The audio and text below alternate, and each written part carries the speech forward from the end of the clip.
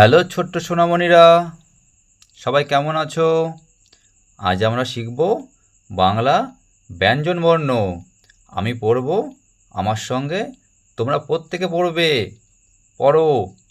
ক, খ, গ, ঘ, উম, চ, ছ, বর্গের জ, ঝ, ইয়, ট, ঠ, ড, ঢ, মূর্ধন্য ত, থ, দ, ধ, দন্তের ন, প, ফ, ব, ভ, ম, অন্তের জ, র, ল, ব, তালবস্য, পেটকাটা মূর্ধন্যস্য, দন্তের স, হ, ডয় শূন্য র, ঢয় শূন্য র, অন্ত্যেস্ত, খণ্ডের ত,